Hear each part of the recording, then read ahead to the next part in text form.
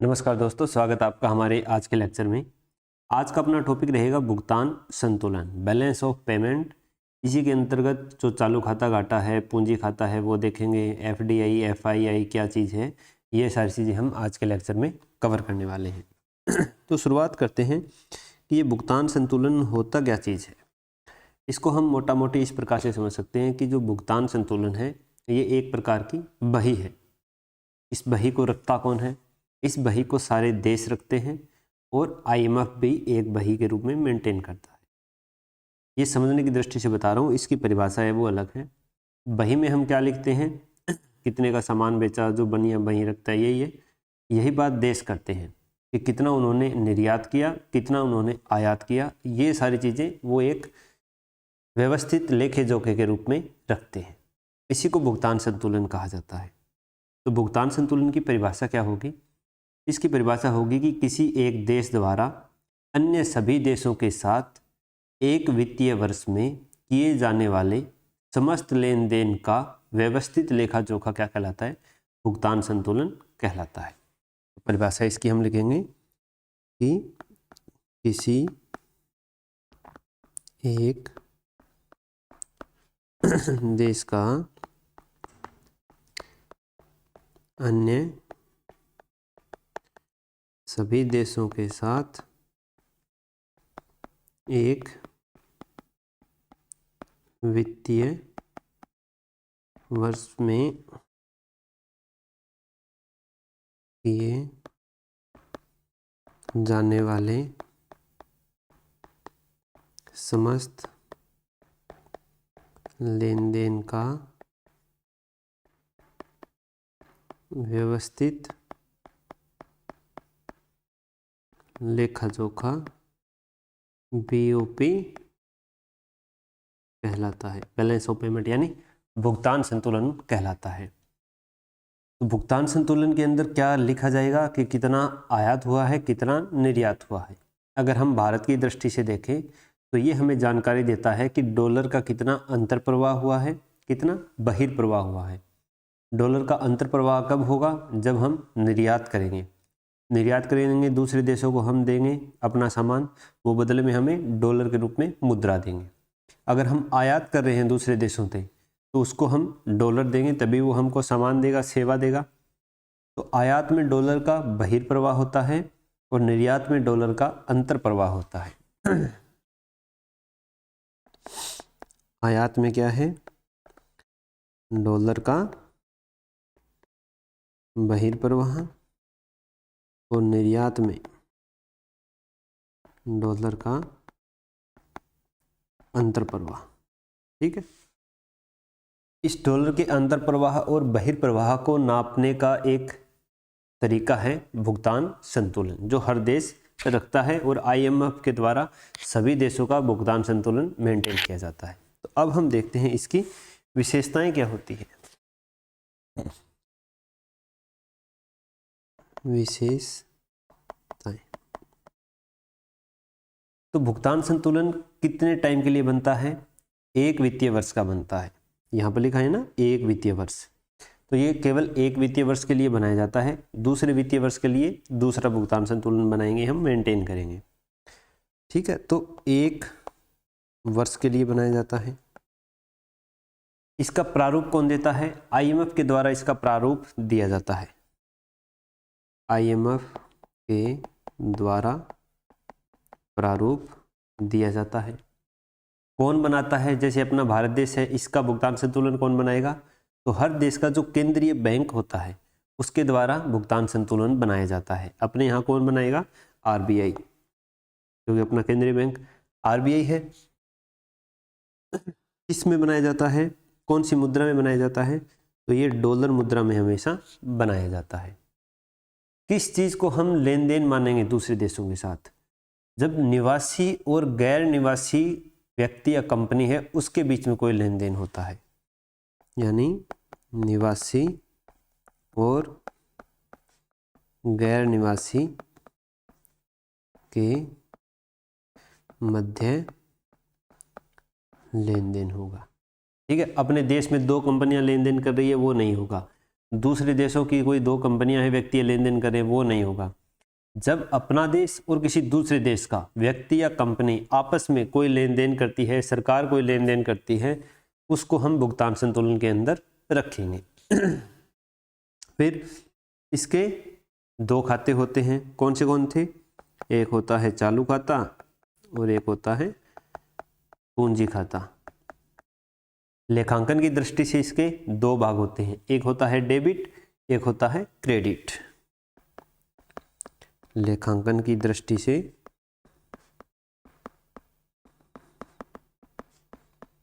दो भाग होते हैं, एक होता है डेबिट और दूसरा होता है क्रेडिट। और लेखांकन की दृष्टि से भुगतान संतुलन हमेशा संतुलित होना चाहिए। लेखांकन की दृष्टि से ये हमेशा क्या होना चाहिए? संतुलित होना चाहिए। तो ये है भुगतान संतुलन की विशेषताएं। एक वर्ष के लिए बनाया जाता है, केंद्रीय बैंक द्वारा बनाया जाता है, प्रारूप इसका IMF सुझाता है। दो खाते होते हैं, चालू खाते, पूंजी खाते। लेखांकन की दृष्टि से दो भाग होते हैं, एक डेबिट और एक क्रेडिट। और ये लेखांकन की दृष्टि से क्या होना चाहिए? संतुलित होना चाहिए। ये हो गई भुगतान संतुलन की विशेषताएं। अब एक आता है व्यापार संतुलन। भुगतान संतुलन और व्यापार संतुलन के स्टेटमेंट देके प्री में हमसे प्रश्न पूछा जा सकता है। तो व्यापार संतुलन क्या होता है? व्यापार संतुलन, तो जो ये व्यापार संतुलन है, इसके अंतर्गत हम केवल वस्तुओं का आयात और निर्यात शामिल करते हैं, सेवाओं का आयात निर्यात शामिल नहीं करते हैं। केवल वस्तुओं का आयात निर्यात शामिल होता है, ठीक है।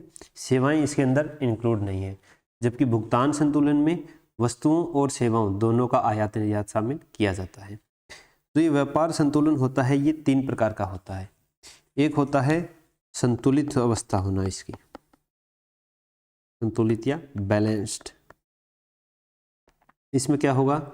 इसमें निर्यात बराबर होगा आयात के, यानी जितने डॉलर का निर्यात किया है उतने ही डॉलर का क्या कर लिया? आयात कर लिया। तो ये संतुलित है, ना डॉलर बाहर गया है ना डॉलर हमें मिला है। दूसरा होता है व्यापार आधिक्य, यानी ट्रेड सरप्लस। इसके अंदर क्या है? हम निर्यात हमारा ज़्यादा होता है आयात से, और जब हमारा निर्यात है वो आयात से ज़्यादा होगा तो डॉलर का क्या होगा? अंतर प्रवाह होगा, हमें डॉलर मिलेंगे। तो इसके अंतर्गत डॉलर का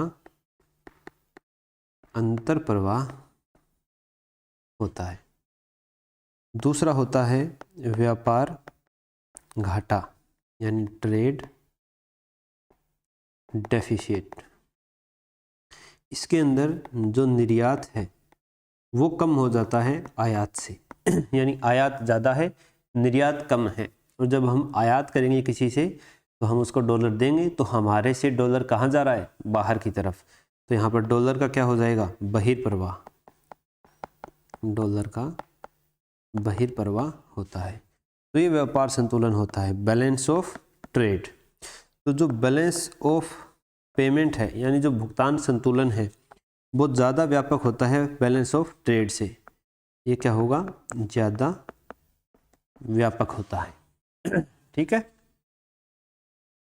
तो ये व्यापार संतुलन और भुगतान संतुलन में अंतर होता है। जब IMF के द्वारा भुगतान संतुलन बनाया जाता है तो वो सभी देशों का बनाता है, जैसे भारत और अमेरिका है। भारत हो गया, अमेरिका हो गया। भारत ने अमेरिका को निर्यात किया कितने डॉलर का? मान लीजिए 10 लाख डॉलर का, मान लीजिए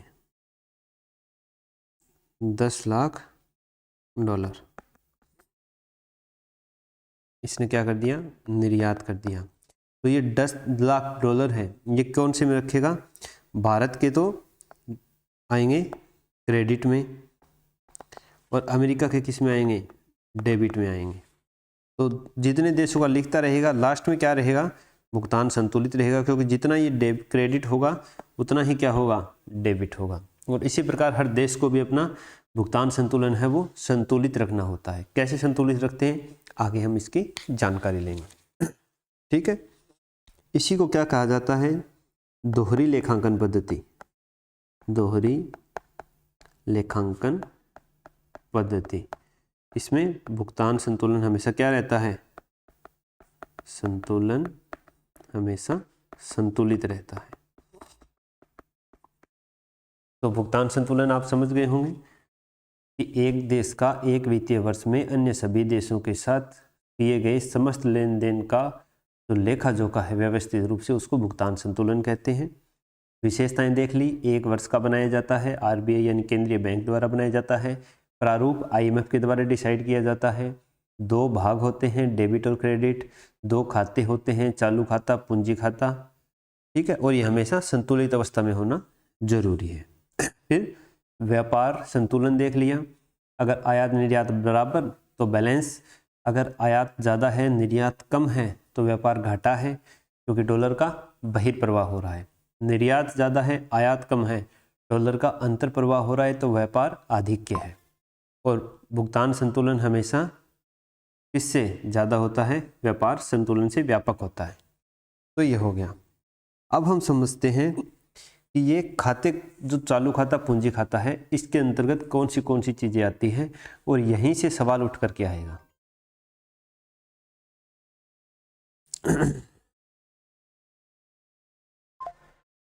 तो दोस्तों क्षमा चाहते हैं, बीच में वीडियो कॉल आ गई थी, फेस टाइम। तो अब हम पढ़ते हैं, दोनों खाते पढ़ते हैं, क्या क्या किस खाते में क्या आता है।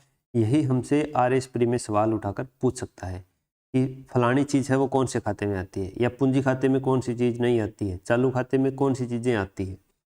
तो हम समझते हैं बैलेंस ऑफ पेमेंट, बीओपी। इसके अंदर कितने अकाउंट होते हैं, 2 अकाउंट होते हैं, एक चालू खाता, दूसरा पूंजी खाता।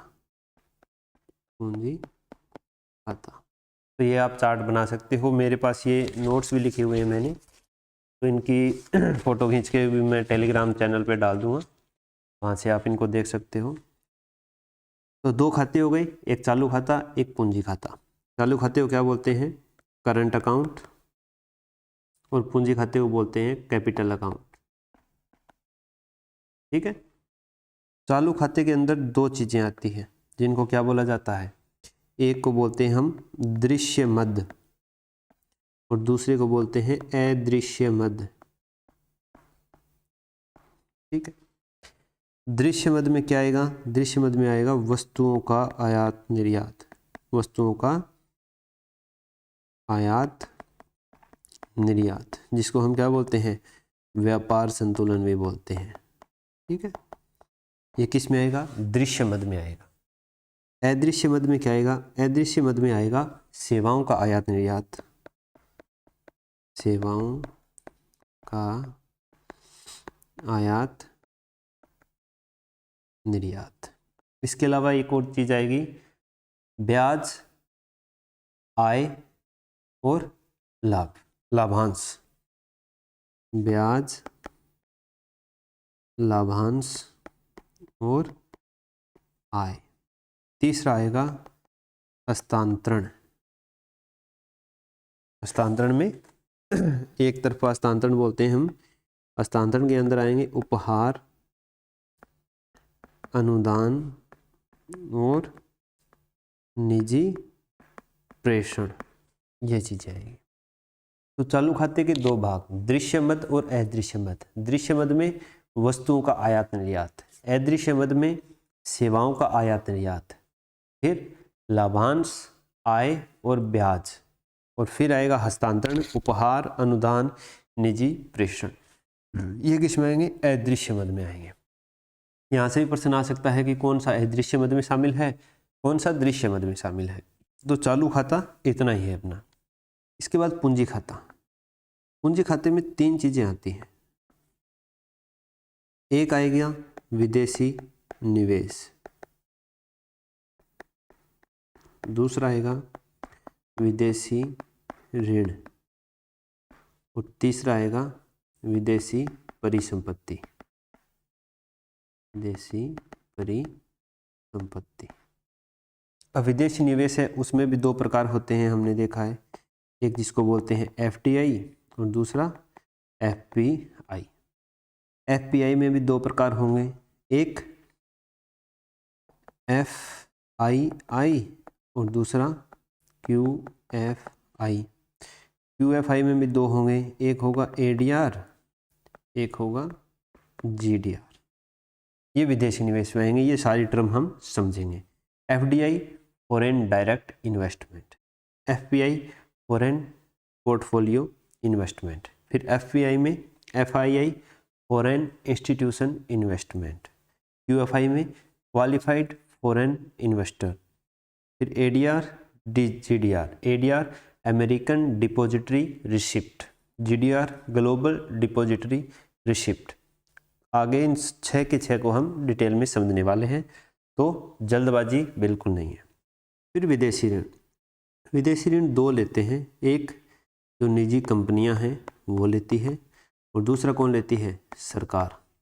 निजी कंपनी जो ऋण लेती है विदेशों से उसको बोलते हैं ECB, एक्सटर्नल कॉमर्शियल बोरोइंग, बाह्य वाणिज्यिक उधारी।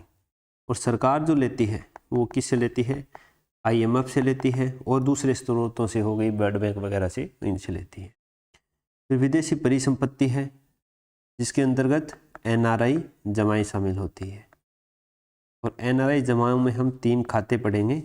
पहला होगा NRE, NRO और FCNRB। NRE account non resident external account, non resident ordinary account और foreign currency non resident bank account. ठीक है, ये है। अब हमें इनको क्या पढ़ना है, डिटेल में पढ़ना है। तो सबसे पहले देखते हैं हम चालू खाते को, चालू खाते को समझते हैं कि चालू खाता आखिरकार क्या होता है। चालू खाता, करंट अकाउंट। तो चालू खाते में वो सारे लेन देन शामिल होते हैं जिनकी प्रकृति अल्पकालिक होती है, 1 वर्ष तक की होती है। यानी वे समस्त लेन देन, वे लेन देन जिनकी प्रकृति क्या होती है, अल्पकालिक होती है, 1 वर्ष। अब चालू खाते के अंदर हमने पढ़ा है वस्तुओं का आयात निर्यात होता है, तो इनमें 1 वर्ष थोड़ी लगता है, ज़्यादा से ज़्यादा दूर से दूर भेजेंगे तो भी 30 दिन 40 दिन का समय लगता है समुद्री मार्ग से, तो वो लेन देन 1 वर्ष के अंदर उनका कंप्लीट हो जाता है। ठीक है, तो वे लेन देन जिनकी प्रकृति अल्पकालिक हो यानी 1 वर्ष तक की हो, वो सारे चालू खाते के अंतर्गत आते हैं। अब हम देखते हैं कि चालू खाते के अंदर जो चीज़ें हैं उनमें भारत का व्यापार आधिक्य रहता है कि व्यापार घाटा रहता है, क्या सिस्टम है। तो सबसे पहले आता है अपना वस्तु का आयात निर्यात। अब वस्तु का जो आयात निर्यात है ये हमें पता है कि भारत है वो वस्तुओं का आयात निर्यात बहुत कम करता है, आयात बहुत ज़्यादा करता है, अमेरिका से भी, चाइना से भी, ठीक है, UAE से भी करता है। तो ये हमेशा हमारा क्या रहता है, माइनस रहता है, घाटे का रहता है। हम डॉलर ज़्यादा देते हैं बाहर, जबकि निर्यात कम करते हैं तो डॉलर कम प्राप्त होते हैं। तो इसमें क्या होता है, डॉलर का बहिर्प्रवाह होता है। दूसरा है फिर सेवा का आयात निर्यात। अब आपको पता है कि जो सेवाएं हैं वो हम निर्यात ज़्यादा करते हैं, आयात बहुत कम करते हैं। ये हमेशा हमारा किस में रहता है, प्लस में रहता है। तो डॉलर का अंतर प्रवाह। फिर आता है लाभांश, ब्याज और आय। लाभांश का मतलब होता है कि जो भारत की कंपनियां विदेशों में हैं और जो विदेशी कंपनियां भारत में हैं। अब जो विदेशी कंपनियां भारत में होगी वो लाभ अर्जित करके कहाँ भेजेगी, बाहर भेजेगी, अपने घरेलू देश में। और जो भारत की कंपनी है जो विदेश में स्थित है कहीं, वो लाभ अर्जित करके कहाँ भेजेगी? वो भारत में भेजेगी। अब आप ये बताओ कि जो भारत की कंपनियां हैं वो विदेशों में ज़्यादा है या जो विदेशी कंपनियां हैं वो भारत में ज़्यादा है? विदेशी कंपनियां हैं वो भारत में ज़्यादा है, तो इसलिए जो लाभांश है वो हमारा ज़्यादा जाता है बाहर, भारत के अंदर कम आता है। तो ये लाभांश भी क्या होता है? माइनस में होता है। फिर आता है ब्याज। ब्याज का मतलब है जो ऋण पर हम ब्याज चुकाते हैं वो। तो हम किसी को ऋण देते हैं कि ऋण लेते हैं? हम ऋण लेते हैं बहुत से संस्थानों से, तो ब्याज भी हम बाहर चुकाते हैं। तीसरी है फिर आय।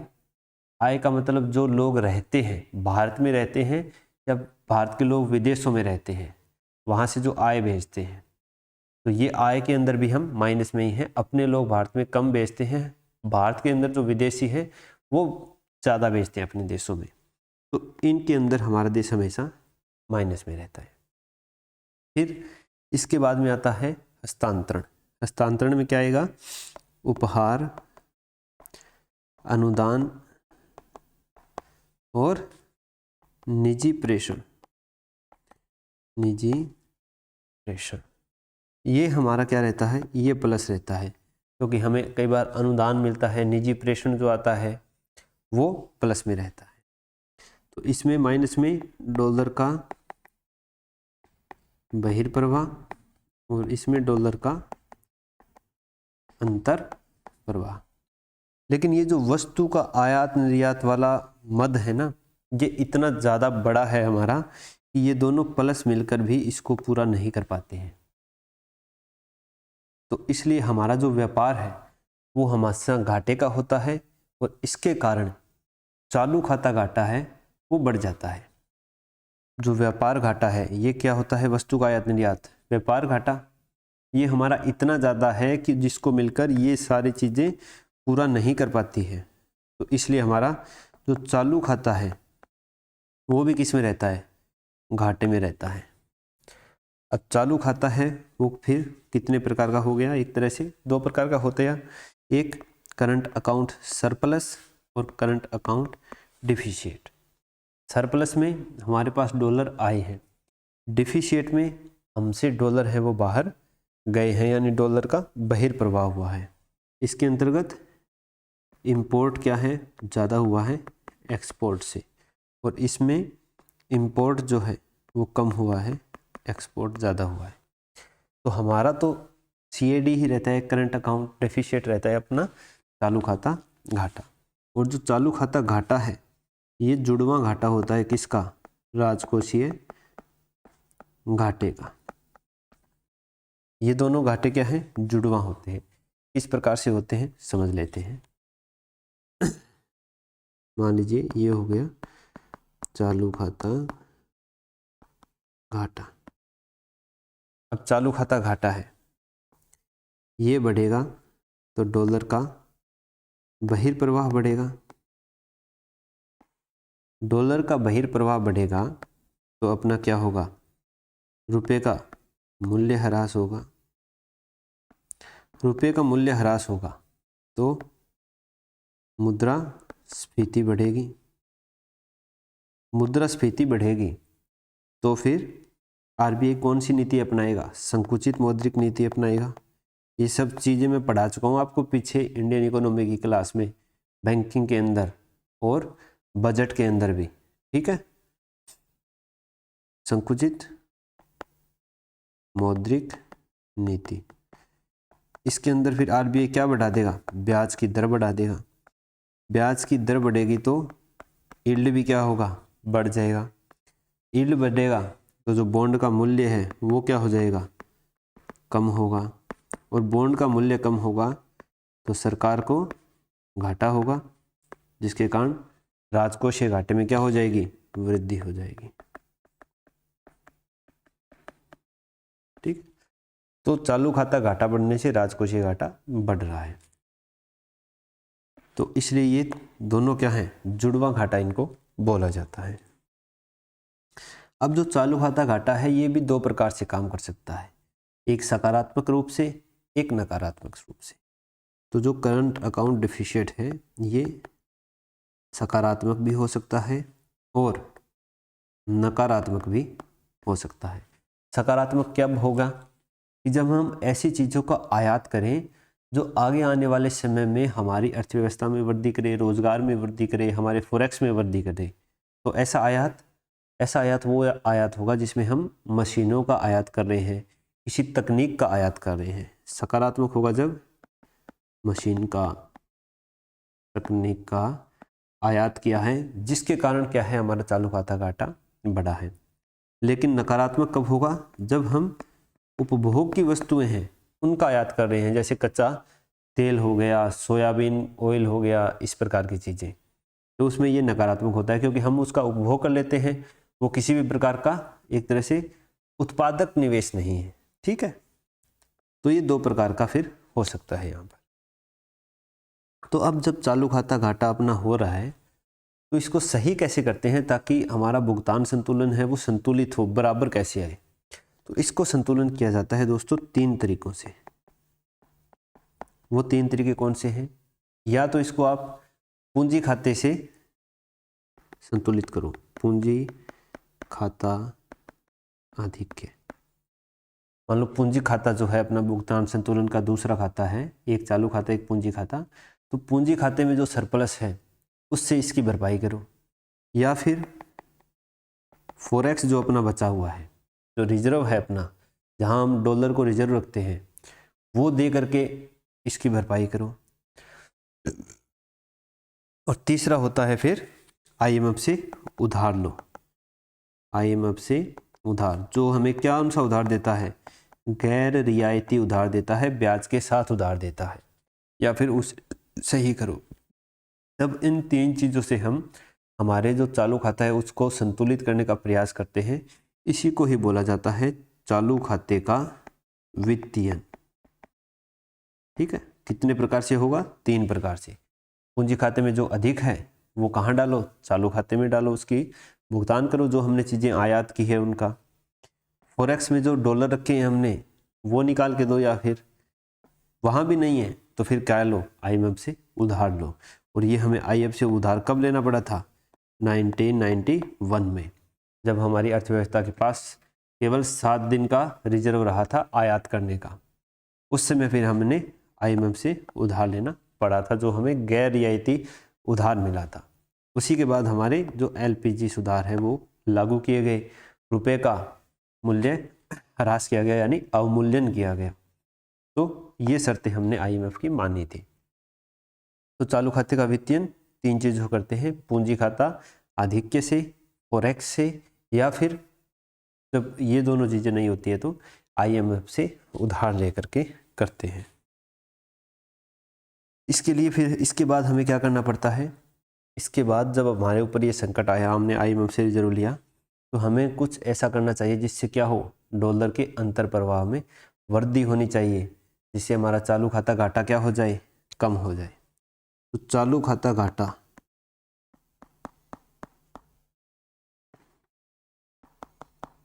कम करने के कौन कौन से उपाय हैं? ठीक है, इनडायरेक्टली रूप से हमें क्या करना है? हमें डॉलर के अंतर प्रवाह को बढ़ाना है, भारत को डॉलर चाहिए। उसके लिए हम क्या करेंगे? उसके लिए हम पर्यटन को क्या करेंगे? बढ़ावा देंगे। विदेशी लोग हमारे पास आएंगे तो डॉलर लेके आएंगे, उनको फिर हम रुपए में कन्वर्ट करके देते हैं, तो उससे क्या होगा? डॉलर बढ़ेगा अपने पास। फिर एफडीआई को बढ़ाओ, जो हम आगे पढ़ेंगे। जब विदेशी कंपनियां भारत में निवेश करती है उसको बढ़ाओ, तो वो भी डॉलर के रूप में निवेश करती है। ईसीबी को बढ़ाओ, हमारी कंपनियां विदेशों से उधार लेती है उसको बढ़ाओ, तब भी डॉलर आएंगे। निर्यात को बढ़ावा दो, और निर्यात को बढ़ाने के लिए आपको क्या करना पड़ेगा? रुपए का अवमूल्यन करना पड़ेगा। अवमूल्यन का मतलब होता है जानबूझकर रुपए के मूल्य कम करना, ताकि हमारा निर्यात क्या हो जाए? प्रतिस्पर्धात्मक हो जाए विदेशी बाजार के अंदर। ये बता सकूँ कैसे प्रतिस्पर्धात्मक होता है, एक बार फिर बता दूंगा जब हम रुपए का अवमूल्यन आज के लेक्चर में आगे पढ़ेंगे तब। तो निर्यात सब्सिडी है, उसके अंदर बढ़ोतरी की जानी चाहिए। एनआरआई जमाएं हैं, उनको बढ़ाना चाहिए ताकि हमारे देश में क्या आए? डॉलर आए। तो ये कुछ उपाय हैं जो करके हम चालू खाते घाटे को कम कर सकते हैं। तो ये हो गया हमारा चालू खाता। चालू खाते के अंदर दो प्रकार की मदें थी, दृश्य अदृश्य। जिसमें जो वस्तु का आयात निर्यात है उसमें डॉलर का बहिर्प्रवाह इतना ज़्यादा होता है कि वहाँ पर सेवाओं का आयात निर्यात और बाकी चीज़ें मिलके उसको संतुलित नहीं कर पाती है। तो हमारा हमेशा चालू खाता घाटा बना रहता है। इसके वित्तीयन के लिए हम पूंजी खाते के आधिक्य का इस्तेमाल करते हैं, वो भी नहीं पूरा पड़ता है तो फिर फॉरेक्स रिजर्व का इस्तेमाल करते हैं, वो भी पूरा नहीं पड़ता है तो हमें IMF से उधार लेना पड़ता है, जो हमने 1991 में किया था।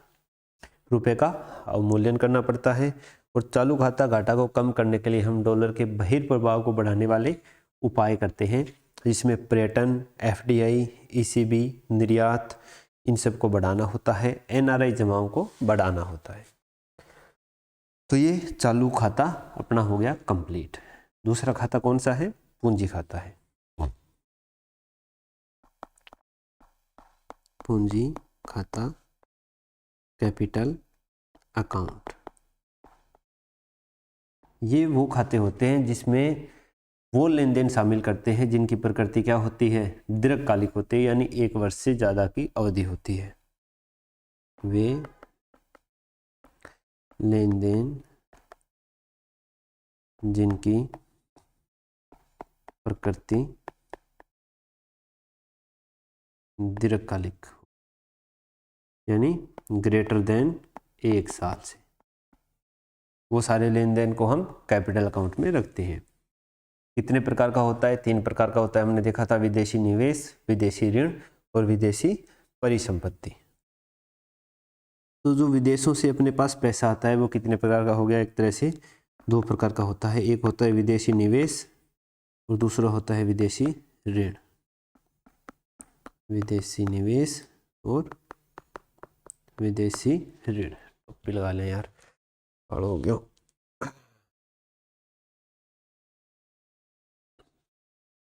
तो जो विदेशी निवेश है ये क्या है? निवेश हो गया।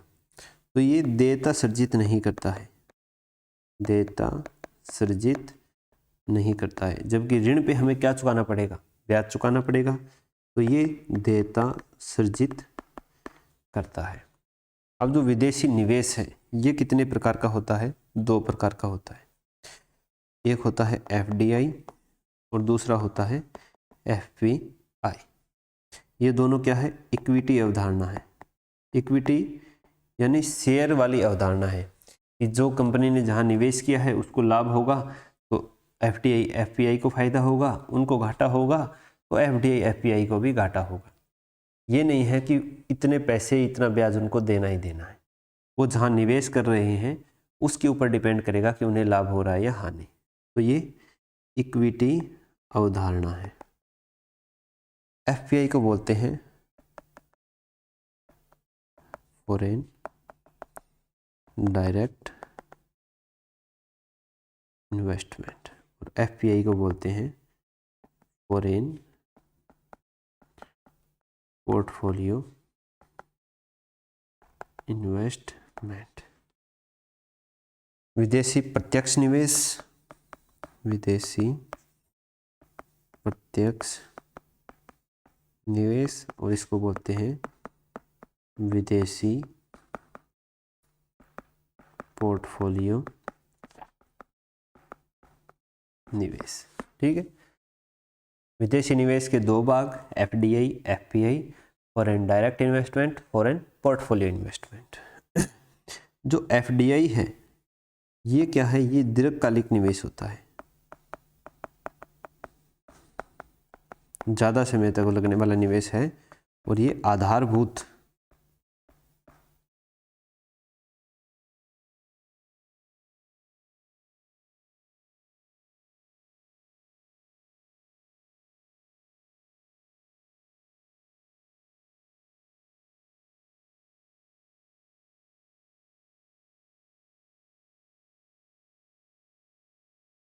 एक मिनट,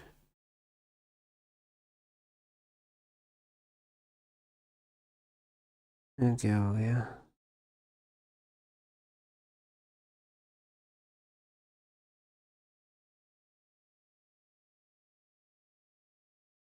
चलो ठीक है, यहीं पढ़ लेते हैं यार, थोड़ा सा ये सही नहीं हो रहा है।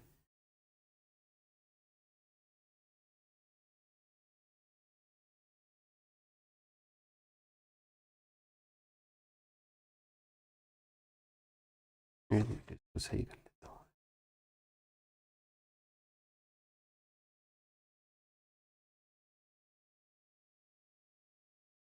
हूँ। अब सही हो गया। तो ये देश की आधारभूत संरचना के अंदर निवेश किया जाता है, यानी बड़ी बड़ी परियोजनाओं के अंदर। विदेशी निवेश जो होता है पोर्टफोलियो एफपीआई, ये होता है अल्पकालिक निवेश। अल्पकालिक निवेश यानी ये थोड़े समय के लिए किया जाता है, केवल और केवल लाभ के उद्देश्य से किया जाता है कंपनियों के द्वारा। और ये हमारा जो शेयर बाजार है, मुख्यतः प्राथमिक बाजार और द्वितीय बाजार, उसके अंदर विदेशी कंपनियां हैं, व्यक्ति है, वो इन्वेस्ट करते हैं। तो ये किस प्रकृति का होता है? ये अल्पकालिक निवेश होता है। जैसे ही लाभ मिला ये तुरंत निकल के चले जाएंगे, इसलिए इनको हॉट मनी इन्वेस्टमेंट भी कहा जाता है। उष्ण मुद्रा निवेश, हॉट मनी इन्वेस्टमेंट, उष्ण मुद्रा निवेश भी इनको बोला जाता है। हमारे लिए कौन सा निवेश बढ़िया है? एफडीआई बढ़िया रहता है हमेशा, ठीक है, क्योंकि आधारभूत संरचना का निर्माण होता है जिससे हमारी अर्थव्यवस्था में समृद्धि आती है, रोजगार का उत्पादन होता है। आगे हम डिटेल में देखेंगे। तो फिर कई बार क्या होता था, ये एफडीआई और एफपीआई परिभाषित नहीं थे मुख्य रूप से, कि किसको हम एफडीआई बोलेंगे, किसको हम एफपीआई बोलेंगे, कितना परसेंटेज तक अगर कंपनी उसमें निवेश करे। तो इसके लिए 2014 में अरविंद मायाराम समिति का गठन किया गया। 2014 में एक समिति बनी, अरविंद मायाराम समिति। इस समिति ने बताया कि अगर कोई भी विदेशी कंपनी है इस स्तर तक अगर निवेश करेगी भारतीय कंपनियों में, तो उसको हम एफडीआई बोलेंगे और एफपीआई बोलेंगे। इसके लिए उन्होंने 4 सिफारिशें की कि अगर कोई कंपनी है वो गैर सूचीबद्ध कंपनी में निवेश करती है, मतलब कोई भी विदेशी कंपनी है वो भारत की ऐसी कंपनी में निवेश करती है जो गैर सूचीबद्ध है, यानी जो स्टॉक मार्केट में अभी लिस्ट नहीं है, तो अगर चाहे वो 1% भी निवेश कर रही है ना, वो भी किस में माना जाएगा? एफडीआई में माना जाएगा। दूसरा कि अगर वो सूचीबद्ध कंपनी में निवेश करती है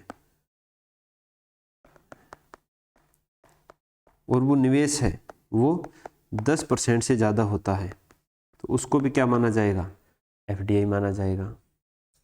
और तीसरा कि सूचीबद्ध कंपनी में निवेश करती है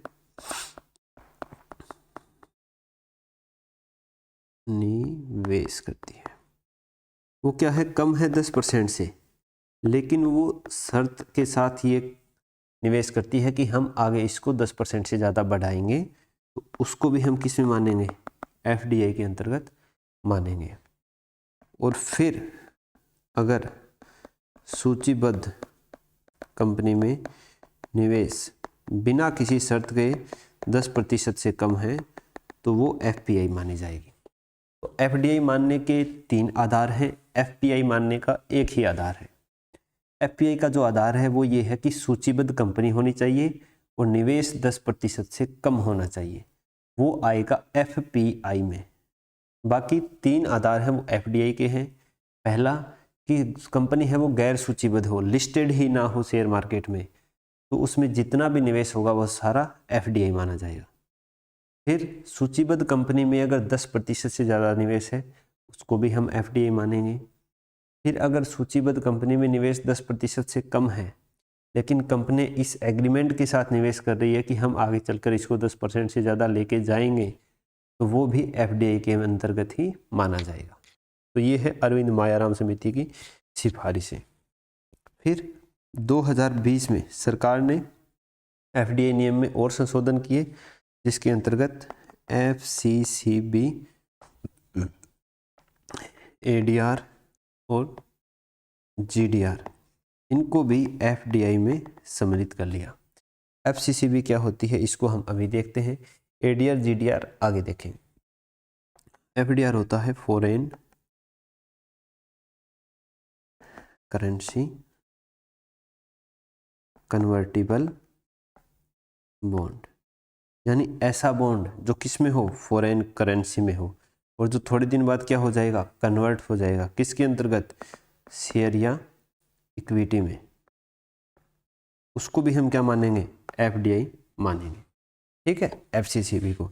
एडीआर जीडीआर ये भी 2020 के संशोधन के बाद हम इसके अंतर्गत मानेंगे, आगे देखेंगे इनको हम। तो ये है एफसीसीबी, समझ गए होंगे। ऐसे बॉन्ड है जो फॉरेन करेंसी में जारी किए जाते हैं विदेशों में, फिर वो एक निश्चित समय के बाद शेयर या इक्विटी में कन्वर्ट हो जाते हैं, वो भी एफडीआई माने जाएंगे, क्योंकि वो हमसे विदेशी कंपनियां खरीदेगी, उसके बदले में हमें क्या देगी, डॉलर देगी, तो इसलिए इसको एफडीआई माना जाएगा। फिर अब हम देखते हैं कि एफडीआई और एफपीआई में अंतर क्या है, यानी एफडीआई वर्सेस एफपीआई। सबसे पहला है कि जो एफडीआई है ये विशिष्ट क्षेत्रों तक ही सीमित है, विशिष्ट क्षेत्रों तक सीमित है, जो किसने निर्धारित किए हैं, सरकार के द्वारा निर्धारित किए गए हैं। कुछ क्षेत्रों में एफडीआई की अनुमति नहीं है, जैसे परमाणु क्षेत्र हो गया, जो रियल एस्टेट सेक्टर हो गया, ये हो गया, आगे हम डिटेल में भी पढ़ेंगे इसको। तो ये क्या है, निश्चित क्षेत्रों तक ही सीमित है। जबकि एफपीआई क्या है, प्राथमिक और द्वितीयक बाजार में इसको अनुमति मिली हुई है, प्राथमिक एवं द्वितीयक बाजार में अनुमति है। प्राथमिक द्वितीय बाजार में बता चुका हूं, एक बार फिर बता देता हूं कि प्राथमिक बाजार वो बाजार है जहां पर कंपनी पहली बार लिस्टेड होती है शेयर की, ठीक है, और द्वितीय बाजार वो आता है जहां पर कंपनी के शेयर फिर से बाजार में खरीद बिक्री के लिए उपलब्ध होते हैं। तो ये दोनों बाजारों में एफपीआई की अनुमति है। फिर जो एफडीआई है ये हमारी अर्थव्यवस्था में गुणक प्रभाव डालता है, गुणक प्रभाव। गुणक प्रभाव का मतलब है जितना निवेश किया है उससे ज़्यादा का हमें फायदा मिलना है। एक तरह से कैसे डालता है, जैसे एफडीआई का आधारभूत संरचनाएं हैं, बड़ी परियोजनाओं में कोई विदेशी कंपनी पैसा लगा रही है अपने देश के अंदर, तो रोजगार में वृद्धि होगी, आर्थिक समृद्धि में वृद्धि होगी। जबकि एफपीआई क्या है, हॉट मनी इन्वेस्टमेंट है, जैसे ही फायदा मिल रहा है रहेंगे, फायदा लेते ही तुरंत निकल जाएंगे, इससे कोई रोजगार में वृद्धि नहीं हो रही है, क्योंकि कोई ऐसे भौतिक स्तर पर तो ये कोई इन्वेस्टमेंट है ही नहीं, ये सारा किस में है, शेयर मार्केट में। तो ये अल्पकालिक तरलता में वृद्धि करती है, अल्पकालिक तरलता में वृद्धि होती है एफपीआई के द्वारा। गुणक प्रभाव में क्या आएगा, हमारी तकनीक बढ़ रही है, प्रबंधन बढ़ रहा है, रोजगार बढ़ रहा है, फॉरेक्स बढ़ रहा है, समृद्धि बढ़ रही है। तो ये गुणक प्रभाव हो गए अर्थव्यवस्था में। अब अवसंरचना के आधार पर जो एफडीआई है, यानी एफडीआई कहाँ पर लगा रहे हैं, उसके आधार पर एफडीआई दो प्रकार की होती है। अवसंरचना के आधार पर एफडीआई के प्रकार, एक होती है ग्रीनफील्ड एफडीआई, ग्रीनफील्ड एफडीआई, और दूसरी होती है ब्राउनफील्ड एफडीआई, ब्राउनफील्ड एफडीआई। तो ग्रीनफील्ड एफडीआई कौन सी हो गई, क्या वे परियोजनाएं जो हरित परियोजनाएं हैं? ग्रीनफील्ड एफडीआई वो होती है जो एकदम नई परियोजना में शुरुआत में लगाई जाती है, नई परियोजना या नई जो आधारभूत संरचना निर्माण में। और ब्राउनफील्ड एफडीआई वो एफडीआई होती है जो योजना पहले से चली हो रही है या जो आधारभूत संरचना पहले बन चुकी है, उसमें हम किसी प्रकार का क्या कर रहे हैं, क्या बोलते हैं उसको,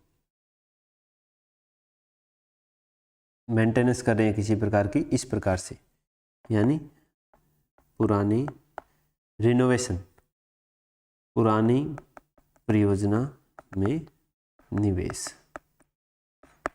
ठीक है, ग्रीनफील्ड एकदम नई परियोजना होगी, ब्राउनफील्ड जो परियोजना पहले से चली आ रही है उसमें निवेश है वो ब्राउन फील्ड में आएगा।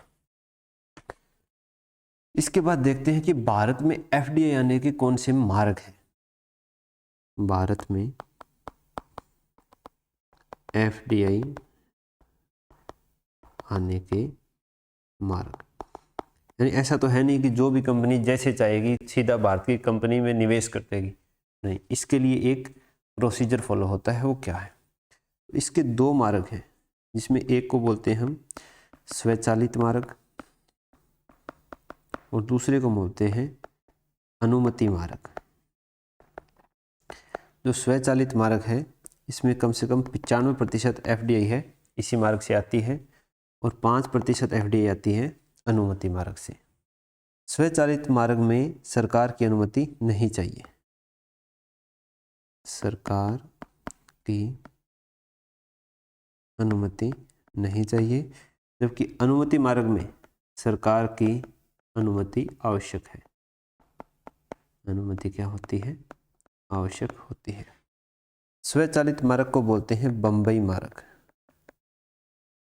और अनुमति मार्ग को बोलते हैं दिल्ली मार्ग।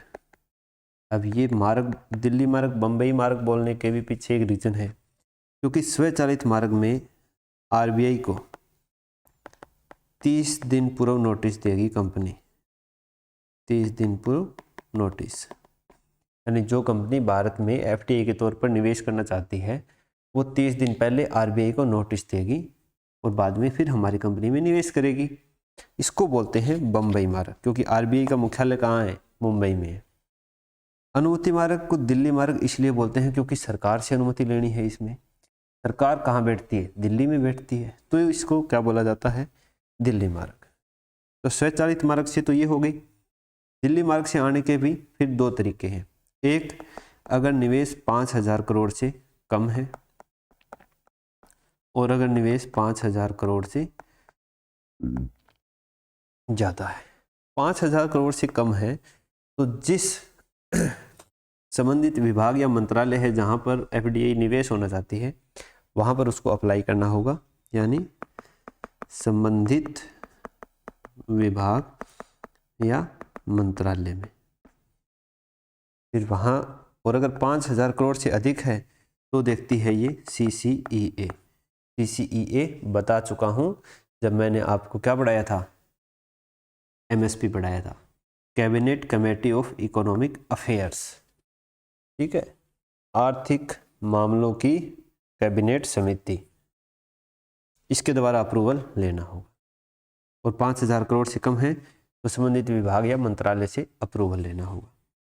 पहले ये संबंधित विभाग जो मंत्रालय ये वाला पोर्शन था, इसकी जगह एक बनाया गया था FIPB, जिसको 2017-18 में क्या कर दिया गया? ख़त्म कर दिया गया। तो ये भी पूछ सकता है कि FIPB क्या था? इसका मतलब था फॉरेन इन्वेस्टमेंट प्रमोशन बोर्ड, यानी विदेशी निवेश संवर्धन बोर्ड, विदेशी निवेश संवर्धन बोर्ड। ठीक है, इसको 2017-18 में क्या कर दिया गया? ख़त्म कर दिया गया। क्यों कर दिया गया? क्योंकि एक तो लगभग कहाँ से आ रही है एफडीआई? स्वचालित मार्ग से आ रही है। दूसरा, फिर इसको चलाने के लिए बहुत ज़्यादा पैसों की भी ज़रूरत थी, तो राजकोषीय समेकन के लिए इसको कर दिया गया बंद। इसकी जगह फिर सीधा संबंधित विभाग या मंत्रालय से अप्रूवल लो और एफडीआई लेकर आओ। 5,000 करोड़ से ज़्यादा है तो CCEA, cabinet committee of economic affair से अप्रूवल लो, लेके आओ। और स्वचालित मार्ग से आरबीआई को 30 दिन पूर्व नोटिस देके लेके आओ। ठीक है, ये हो गया। फिर 2020 के अंदर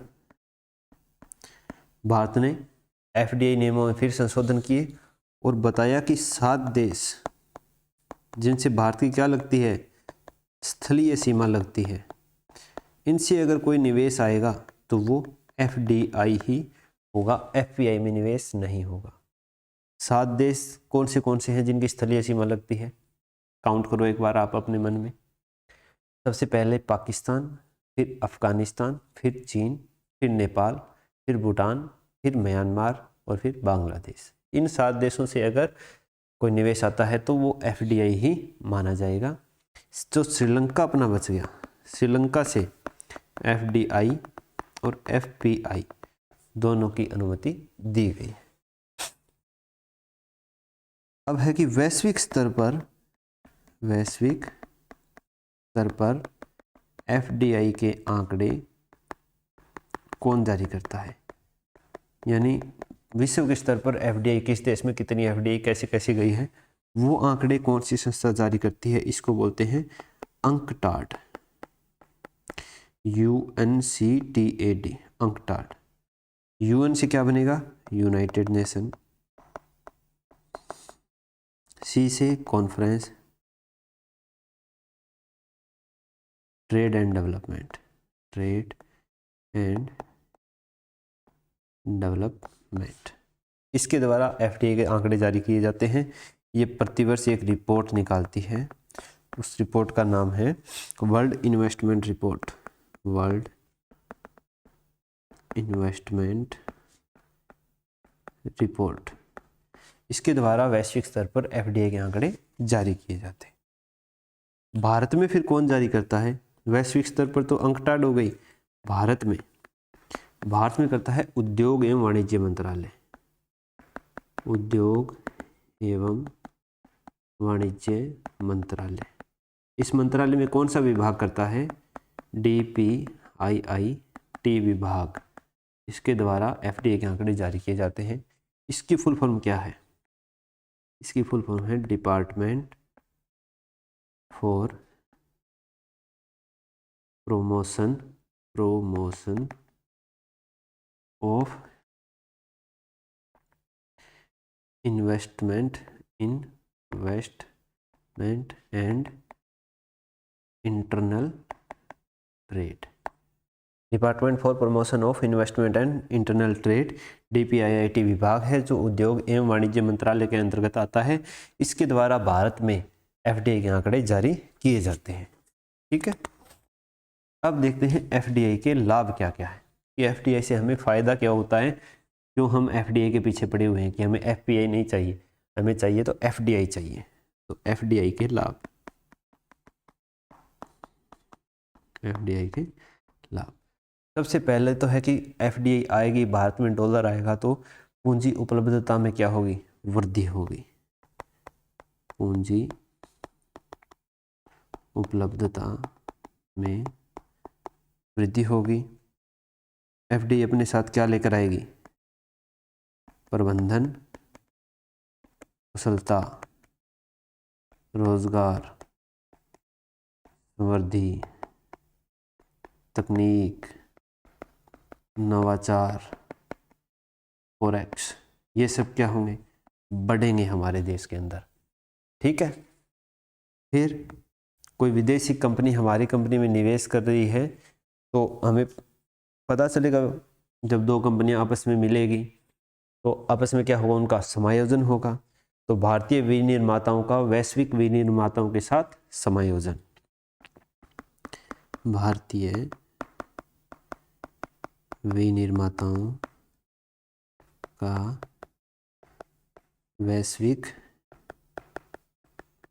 विनिर्माताओं के साथ समायोजन होगा। आधारभूत संरचना का विकास होगा, आधारभूत संरचना का विकास होगा और उत्पादन और रोजगार में वृद्धि होगी, और रोजगार में वृद्धि होगी जिससे अपनी जीडीपी भी बढ़ेगी। तो ये है एफडीआई के लाभ। अब है एफडीआई की कुछ चुनौतियां, कि एफडीआई में समस्याएं कौन सी आ रही है। तो सबसे पहली समस्या है कि एफडीआई है वो रोजगार विहीन समृद्धि को बढ़ावा देती है, रोजगार विहीन समृद्धि। रोजगार विहीन समृद्धि को बढ़ावा किस प्रकार से दे रही है, कि जब हमारे अंतर्गत रोजगार विहीन समृद्धि है तो वो क्या है, मशीन आधारित है, मशीन आधारित है और पूंजी आधारित है। अब मशीन आधारित पूंजी आधारित होगी तो वहाँ पर हमें कौशल युक्त श्रमिकों की आवश्यकता होगी, जिसके कारण रोजगार ये कम उत्पाद सृजन कर पाती है।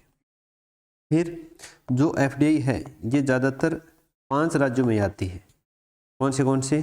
गुजरात, महाराष्ट्र, कर्नाटक, तमिलनाडु और दिल्ली में। यहीं पर सबसे ज़्यादा एफडीआई लगी है। तो ये क्या करती है? ये क्षेत्रीय विषमता को बढ़ावा देती है। क्षेत्रीय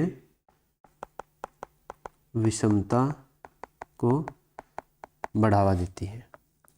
फिर सबसे अधिक जो एफडीआई है वो कौन से क्षेत्र में आ रही है? सेवा क्षेत्र में आ रही है। सेवा क्षेत्र अपना पहले से ही इतना डेवलपमेंट है, वो भी पूंजी आधारित है और कौशल विकास पर आधारित है, तो फिर से रोजगार में कोई भी ज़्यादा बढ़ोतरी नहीं कर पाती है। और चौथा है कि एफडीआई की कंपनी के निर्णयों में भागीदारी, कि कोई भी कंपनी है जो भारतीय कंपनी में ज़्यादा निवेश करेगी तो उसको निर्णयों में भी हिस्सा दिया जाएगा, निर्णय लेने में, तो वो उन निर्णयों को भी प्रभावित करती है। ये एफडीआई की क्या है? चुनौतियां हैं। फिर अब देखते हैं कि वो कौन से क्षेत्र है जहां पर एफडीआई प्रतिबंधित है। वे क्षेत्र जहां एफडीआई प्रतिबंधित है। सबसे पहला क्षेत्र है परमाणु क्षेत्र, दूसरा है लॉटरी, सट्टेबाजी और जुआ,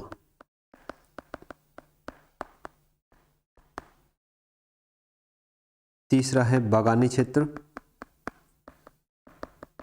चाय के बागानों को छेड़कर। चाय के बागानों में एफडीआई आ सकती है, चाय बागानों को छोड़कर। चौथा है निधि कंपनियां, पांचवा है चिट फंड कंपनियां, छठा है टीडीआर यानी transferable development right, transferable development rights. ये क्या होते हैं? ये होते हैं कि जब कोई नई परियोजना लगाने के लिए भूमि का अधिग्रहण करती है तो वो परियोजना कौन लगा लेता है? भूस्वामी ही लगाता है, और बाद में फिर उसका हस्तांतरण किसी दूसरे को ज़्यादा मूल्य में बेचकर लाभ कमाता है। इसको टीडीआर बोलते हैं। यहाँ पर एफडीआई प्रतिबंधित है। और सातवां है रियल एस्टेट के अंदर जमीन वगैरह है वो कोई भी विदेशी कंपनी है हमारे देश में नहीं खरीद सकती। ये वो क्षेत्र है जहां पर क्या है? एफडीआई की अनुमति नहीं है। अब देखते हैं एफपीआई को। एफपीआई फॉरेन पोर्टफोलियो इन्वेस्टमेंट, इसमें दो आते हैं, एक एफआईआई और दूसरा क्यूएफआई। एफआईआई होता है foreign institution investor, foreign institution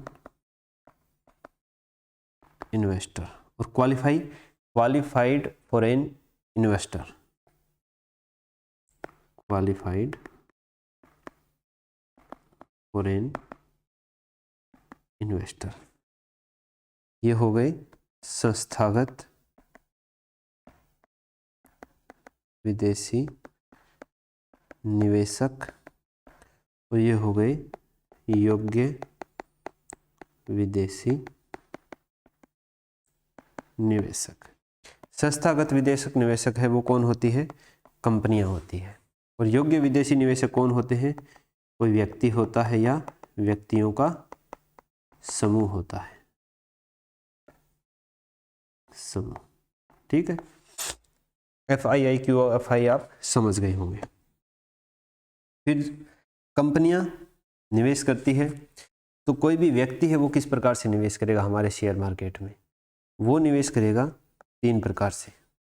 इसके अंतर्गत हम एडीआर, जीडीआर और आईडीआर ये पढ़ेंगे। एडीआर का मतलब होता है American depository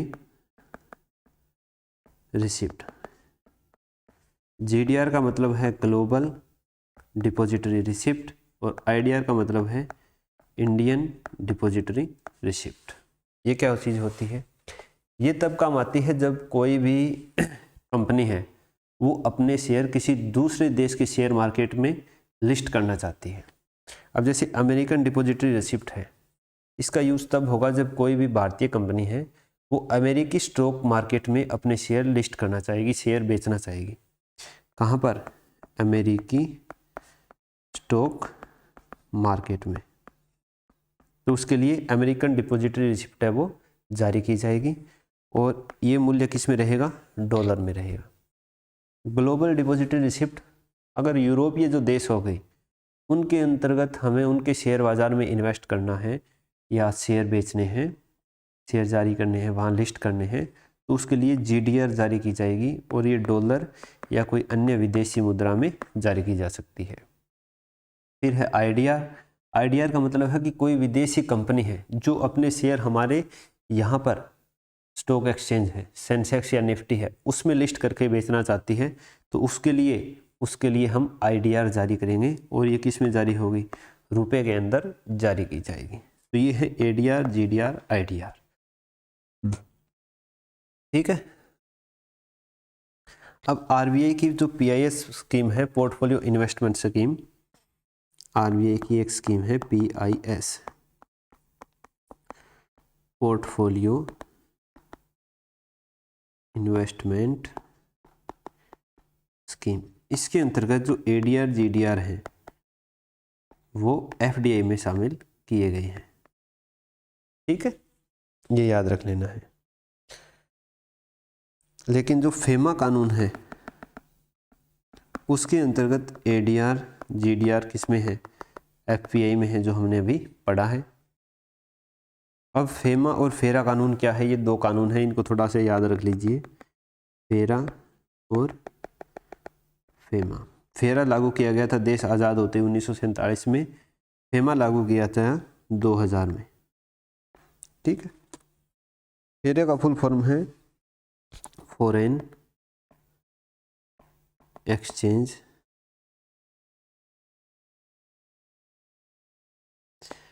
regulation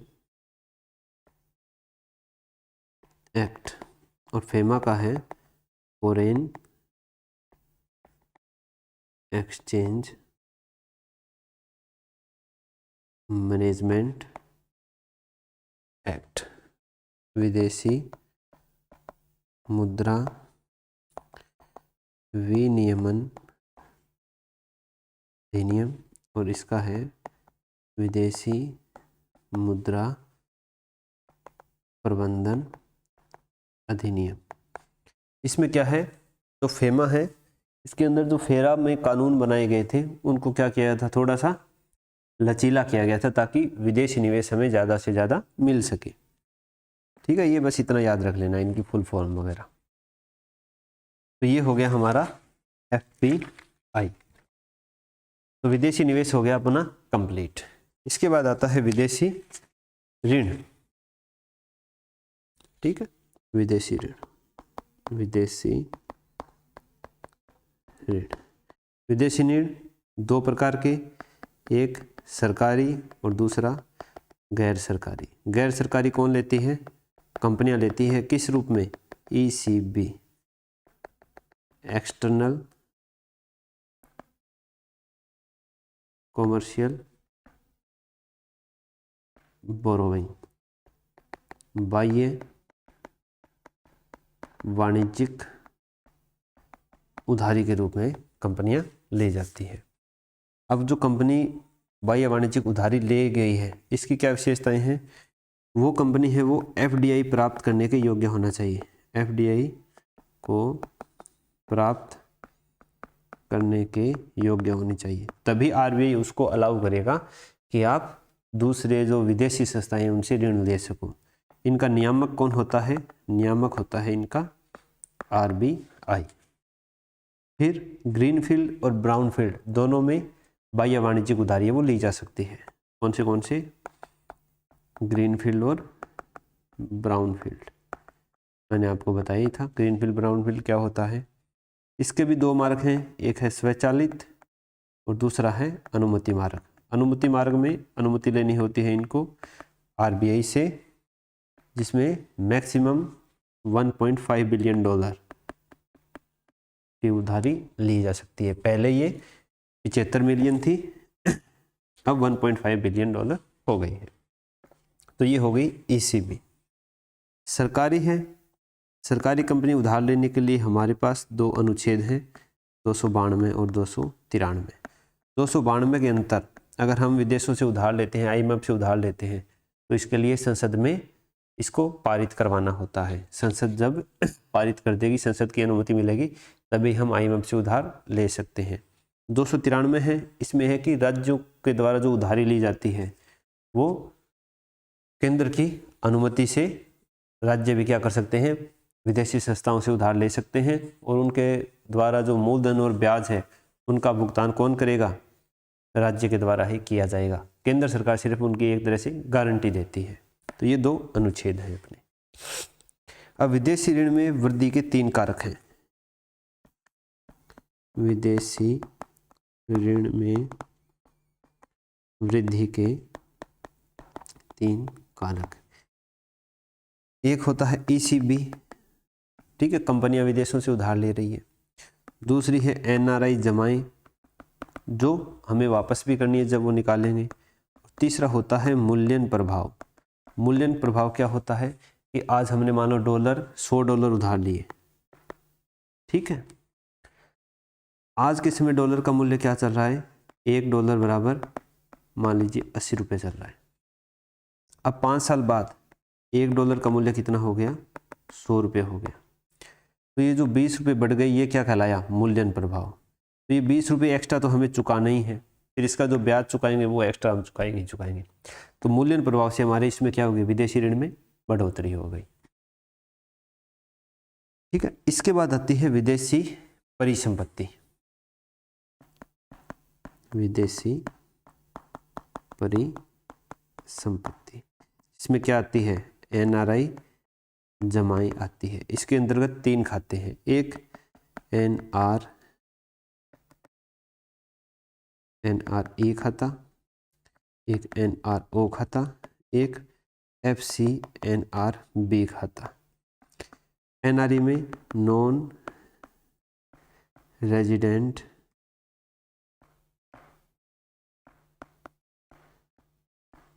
external account. इसके अंतर्गत क्या होता है, इसमें जो नॉन रेजिडेंट इंडियन है वो विदेशों से प्राप्त अर्जित आय है वो इसके अंदर रखी जाती है। विदेशों से अर्जित आय इसके अंदर रखेंगे।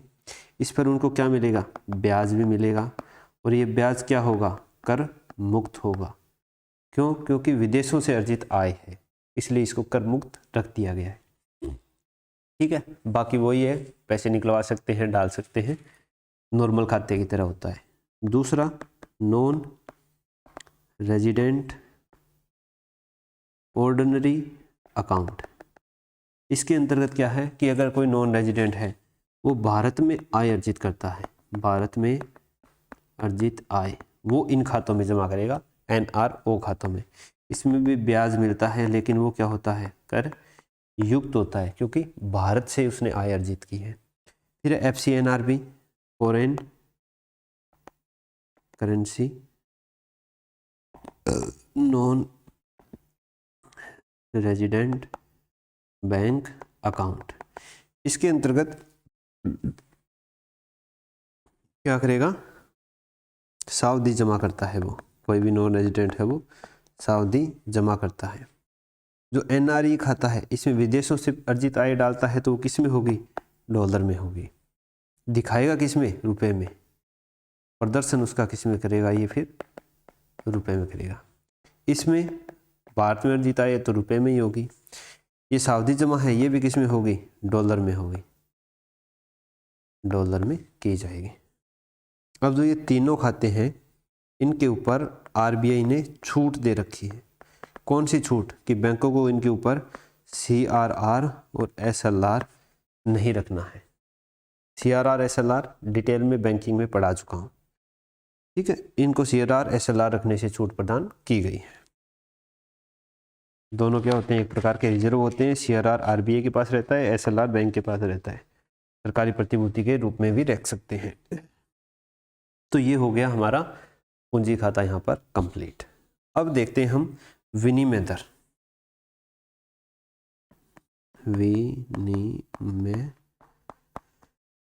विनिमय दर क्या होती है? विनिमय दर वह दर होती है जहां पर हम घरेलू मुद्रा को विदेशी मुद्रा में और विदेशी मुद्रा को घरेलू मुद्रा में जिस दर पर कन्वर्ट करते हैं। जैसे $1 बराबर क्या है, 80 रुपये है, तो विनिमय दर हो गई 80।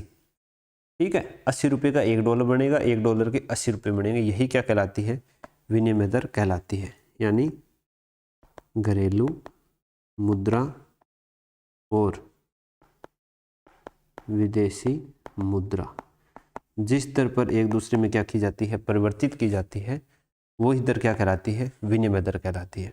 कितने प्रकार की होती है ये? 3 प्रकार की होती है। पहली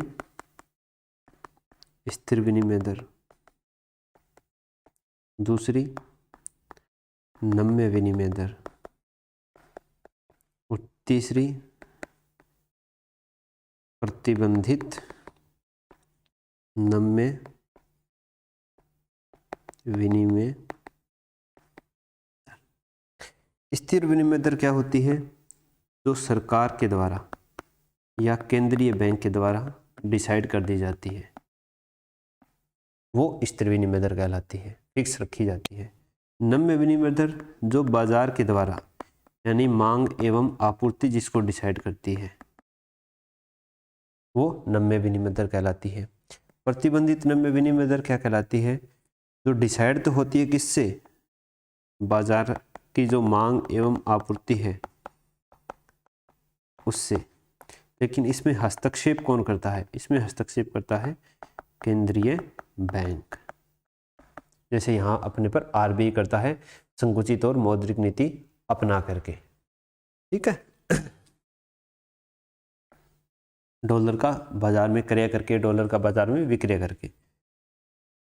तो 3 प्रकार की होगी, स्थिर, नम्य और प्रतिबंधित नम्य। अब एक आती है इम्पॉसिबल ट्रिनिटी।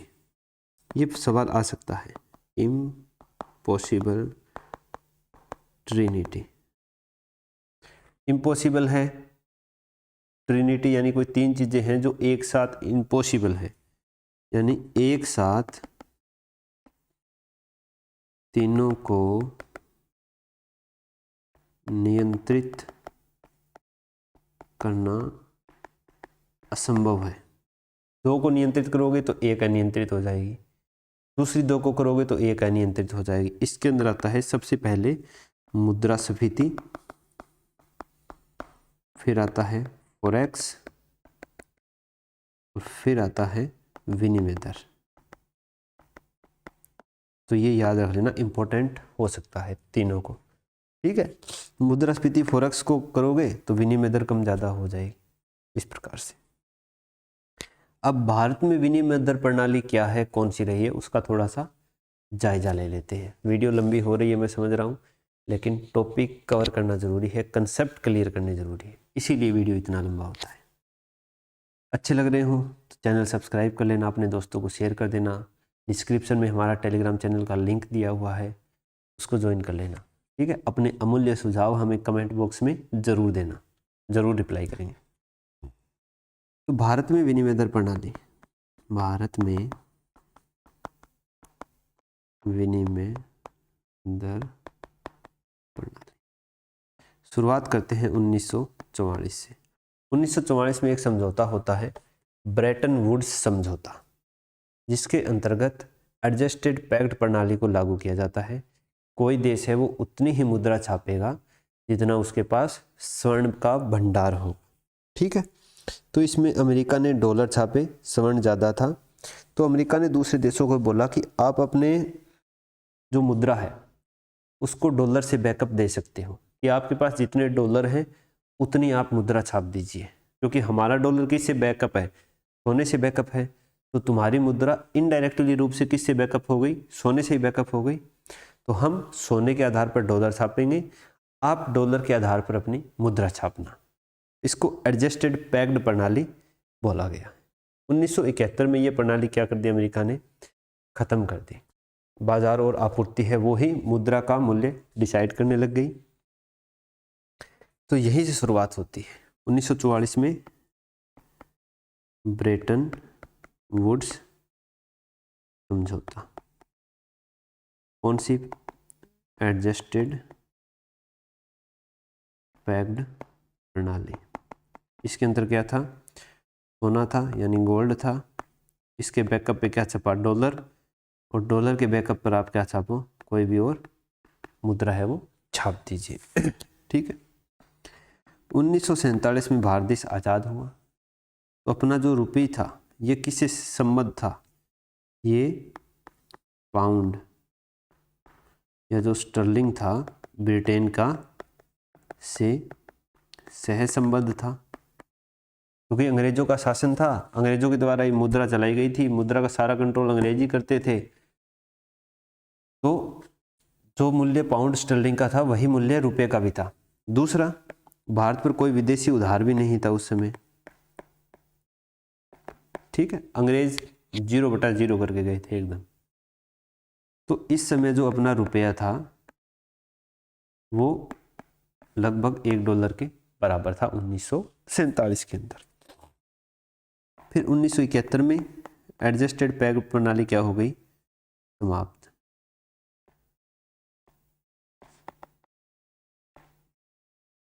उन्नीस सौ 75 में हमने क्या कर दिया, रुपए को पाउंड से असंबद्ध कर दिया कि अब हमारा रुपया वो पाउंड से असंबद्ध हो गया है, हम दूसरी मुद्राओं के साथ इसको संबद्ध करेंगे। तो बाकी विदेशी मुद्राओं के साथ क्या किया, संबद्ध कर दिया, संबद्ध किया बाकी विदेशी मुद्राओं के साथ जिनसे हमारा व्यापारिक लेन देन होता था 1975 के अंदर। तो 1947 से लेकर 1975 तक हमारी जो प्रणाली थी वो स्थिर विनिमय दर प्रणाली थी, जिसमें कौन डिसाइड करती थी, सरकार डिसाइड करती थी। फिर 1975 से 1991 तक स्थिर विनिमय दर प्रणाली थी, लेकिन डिसाइड कौन करता था, आरबीआई के द्वारा डिसाइड किया जाता था। फिर आता है 1991। इस समय तक हमारा जो रुपया था वो लगभग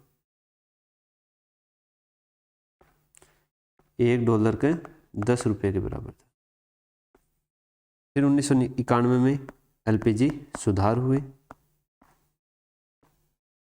इसमें हमने अपनाई लरम्स 1992 में, LERMS, liberalised exchange rate management system, liberalised exchange rate management system. इसके अंतर्गत क्या गया कि जो विनिमय दर है उसको 40% सरकार या आरबीआई डिसाइड करेगा और 60% बाजार जो मांग और आपूर्ति है वो डिसाइड करेगी। लेकिन इसकी गणना वगैरह करनी मुश्किल होती थी, तो इसको 1994 में क्या कर दिया गया, बंद कर दिया गया लरम्स को। इसकी जगह पर 1994 में आई एकीकृत विनिमय दर प्रणाली, एकीकृत विनिमय दर प्रणाली, जिसको बोलते हैं प्रतिबंधित नम्य विनिमय दर प्रणाली। इसके अंतर्गत कौन डिसाइड करता है, बाजार डिसाइड करता है और आरबीआई क्या करता है, उसमें हस्तक्षेप करके उसको क्या करता है, कंट्रोल करता है। अब अपना लास्ट टॉपिक पढ़ लेते हैं कि रुपए का अवमूल्यन या मूल्यह्रास क्या होता है। रुपए का अवमूल्यन और मूल्यह्रास, दोनों में रुपए का मूल्य क्या हो रहा है, कम हो रहा है। तो अवमूल्यन क्या है और मूल्यह्रास क्या है। अवमूल्यन का मतलब होता है रुपए का मूल्य जानबूझ के कम करना, जानबूझ जानबूझकर कम करना। कौन करेगा? सरकार या आरबीआई के द्वारा किया जाएगा। कब कब किया गया है? अब तक 3 बार किया गया है। एक 1949 में, 1949, 1966, 1991 में। 49 में हमारे देश को हमें आर्थिक विकास देना था, हरित क्रांति की शुरुआत करनी थी, तो हमने विदेशों से ऋण लिया, तो उन्होंने उनकी शर्तों के अनुसार हमने क्या किया? रुपए का अवमूल्यन किया। फिर 1966 में, 1962 में भारत चीन युद्ध हुआ, 1965 में भारत पाकिस्तान युद्ध हुआ, 1966 में बंगाल उड़ीसा में अकाल पड़ा, तो फिर क्या हुआ? भारत को बहुत ज़्यादा आयात करना पड़ा था, दूसरे देशों से उधार लेना पड़ा, तो यहाँ पर फिर से रुपए का क्या किया गया? अवमूल्यन किया गया। 1991 में हमें IMF से उधार लेना पड़ा, LPG सुधार हुए, उसके लिए IMF ने शर्त रखी कि आप अपने रुपए का अवमूल्यन कीजिए, तो वहाँ पर भी हमने अपने रुपए का अवमूल्यन किया। तो ये 3 जो सन है, ईयर है, ये महत्वपूर्ण है। 1949, 1966, 1991, जहाँ पर रुपए का अवमूल्यन किया गया। मूल्यह्रास है, ये अपने आप होता है। किसके द्वारा होता है? बाजार के द्वारा। बाजार की जो मांग और आपूर्ति है वैश्विक बाजार में मुद्राओं की, उसके आधार पर इसका मूल्यह्रास या मूल्यवृद्धि होती है। ये अपने आप होता है। तो इसका अर्थव्यवस्था पर क्या प्रभाव पड़ता है? रुपए का मूल्यह्रास या अवमूल्यन से इसका अर्थव्यवस्था प्रभाव पड़ता है कि हमारा जो निर्यात है वो सस्ता हो जाता है और वैश्विक बाजार में प्रतिस्पर्धात्मक हो जाता है। प्रतिस्पर्धात्मक हो जाता है। पहले भी मैं उदाहरण लेके बता चुका हूँ आपको कि मान लीजिए आज $1 बराबर 80 रुपये है। ये पेंसिल है अपनी 80 रुपये की $1 में, तो मैं आज इसको अमेरिका में $1 में खरीद रहा हूँ। अमेरिका में बैठा हुआ वैश्विक बाजार में भारत की पेंसिल है, तो ये मेरे को 80 रुपये की बनी हुई मिल रही है $1 में। अब कल को दूसरी पेंसिल है जो इससे बढ़िया है, वो कितने रुपए की है? वो 100 रुपये की है। लेकिन वैश्विक बाजार में मूल्यह्रास के कारण $1 बराबर 100 रुपये हो गया है। तो अब वो 100 रुपये वाली चीज़ भी कितने में मिलेगी? अमेरिका में $1 में मिलेगी। तो अमेरिका के हिसाब से वो सस्ती हो गई, क्योंकि पहले 80 रुपये की बनी हुई चीज़ $1 में मिल रही थी, अब 100 रुपये की बनी हुई चीज़ $1 में मिल रही है। तो निर्यात अपना क्या हो गया? सस्ता हो गया। इससे वैश्विक बाजार में प्रतिस्पर्धात्मक हो जाता है, तो निर्यात हम ज़्यादा कर सकते हैं, ये फर्क पड़ता है। आयात अपना क्या हो जाता है? महंगा हो जाता है, क्योंकि पहले हम $1 के मुकाबले कम रुपए देने पड़ रहे थे, अब हमें ज़्यादा रुपए देने पड़ रहे हैं। तो या तो आयात कम करो, और अगर आयात आपने उतना ही रखा तो आपका चालू खाता घाटा बढ़ जाएगा। तो चालू खाता घाटा क्या होगा? बढ़ जाएगा, जिससे राजकोषीय घाटा भी बढ़ेगा। ठीक है, इससे मुद्रास्फीति भी बढ़ सकती है, चीजें महंगी हो सकती है। तो ये इसका अवमूल्यन या मूल्यह्रास का प्रभाव पड़ता है। दूसरा होता है इसका उल्टा, रुपए का अभिमूल्यन या मूल्यवृद्धि। अभिमूल्यन जानबूझकर किया जाता है, जो कितनी बार किया गया है? एक बार भी नहीं किया गया है। मूल्यवृद्धि बाजार के द्वारा तय होती है, मांग और आपूर्ति के द्वारा। ठीक है, इसका अर्थव्यवस्था पर क्या प्रभाव पड़ेगा? इसका अर्थव्यवस्था पर प्रभाव पड़ेगा कि अपना जो निर्यात है वो महंगा हो जाएगा, वैश्विक बाजार में प्रतिस्पर्धा नहीं रहेगी। आयात क्या हो जाएगा? सस्ता हो जाएगा, जिससे अपना आयात है वो क्या हो जाएगा? बढ़ जाएगा। आयात बढ़ने से फिर व्यापार घाटा बढ़ेगा, राजकोषीय घाटा बढ़ेगा। तो हमारी अर्थव्यवस्था क्या है? आयात आधारित अर्थव्यवस्था है। आयात आधारित अर्थव्यवस्था है। तो हमारे लिए दोनों ही लाभदायक नहीं है, दोनों ही लाभदायक नहीं, क्योंकि दोनों में ही जो अपना चालू खाता घाटा है वो बढ़ रहा है। एक जगह आयात सस्ते के कारण ज़्यादा आयात होगा, उसके कारण बढ़ेगा, दूसरे में आयात महंगा होने के कारण बढ़ेगा। तो हमारा ये स्थिर रखना ही सही है। लेकिन अगर हम बात करें चीन के संदर्भ में, तो चीन क्या है? चीन निर्यात आधारित संदर्भ व्यवस्था है। निर्यात बहुत ज़्यादा करता है चीन, उसको अपना कंपटीशन बना के रखना है वैश्विक बाजार में, तो उसके लिए जो उसकी मुद्रा है उसका अवमूल्यन या जो मूल्य ह्रास है वो फायदेमंद रहता है, क्योंकि आयात तो उसको कुछ करना ही नहीं है, तो वो निर्यात बढ़ा करके अपना फायदा ले सकता है वहाँ पर। ठीक है, अब देखते हैं कि दोनों को होते किस कारण से है। ये बाजार में मूल्य ह्रास किस प्रकार से होता है और मूल्य वृद्धि किस प्रकार से होती है। मूल्य ह्रास कब होगा? जब हम आयात को बढ़ाएंगे। अब सिंपल सा बता दूं, हाथ दिख रहे हैं मेरे? ठीक है, कोई भी चीज़ आपके पास कम होगी तो उसका मूल्य बढ़ेगा, ये आपको याद रखना है, आपको पता भी है, बेसिक कंसेप्ट है। अब अपने पास मान लीजिए डॉलर और रुपया बराबर है, तो दोनों चीज़ों का मूल्य बराबर है। फिर अगर आप आयात ज़्यादा करोगे तो हमें डॉलर देना पड़ेगा विदेशों में, डॉलर हम विदेशों में दे देंगे तो डॉलर क्या हो जाएगा अपने पास? कम हो जाएगा। जब डॉलर कम होगा तो रुपए ज़्यादा हैं डॉलर से, तो रुपए ज़्यादा है तो इनका मूल्य कम होगा, डॉलर का मूल्य ज़्यादा होगा, तो यहाँ पर रुपये का क्या हो जाएगा? मूल्य ह्रास हो जाएगा। इसी की जगह मान लीजिए हमने निर्यात किया तो हमें क्या मिला? डॉलर मिले तो डॉलर बढ़ जाएंगे। अब डॉलर ज़्यादा हो गया, रुपया कम हो गया, तो रुपये का मूल्य बढ़ जाएगा, तो रुपये की मूल्य वृद्धि हो जाएगी। तो इसी में मूल्य ह्रास होने के क्या कारण है? आयात बढ़ जाना, यानी डॉलर चले जाना। डॉलर में कमी होगी तो डॉलर का मूल्य बढ़ेगा और रुपये का मूल्य कम होगा। फेडरल रिजर्व क्या है? अमेरिका का केंद्रीय बैंक है, तो उसके द्वारा जो ब्याज है उसकी दरों में बढ़ा देना। जब वहाँ पर उनको ब्याज अच्छा मिल रहा होगा तो कोई भी निवेशक है वो भारतीय निवेश क्यों करेगा? वो FPI है वो सारे निकल के कहाँ चली जाएगी? फेडरल रिजर्व में चली जाएगी, तो फिर हमारे पास डॉलर कम हो जाएगा। FPI का बहिर्प्रवाह कैसा होगा कि अगर कोई स्टेबल गवर्नमेंट नहीं बनेगी या कोई आपदा आ जाएगी तो हमारा शेयर मार्केट गड़बड़ाएगा, तो घबरा करके FPI अपना रुपया निकालेंगे और विदेशों में चले जाएंगे। विदेशी पर्यटन,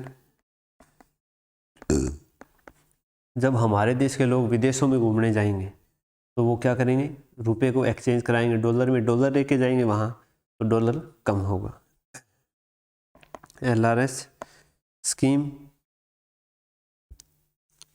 इस सब को कंट्रोल करने के लिए क्या करेगा? RBI बाजार में डॉलर का विक्रय करेगा, तो डॉलर बढ़ेगा, रुपया कम होगा, तो फिर यहाँ पर कंट्रोल होगा। फिर है मूल्य वृद्धि से क्या होगा? निर्यात बढ़ेगा,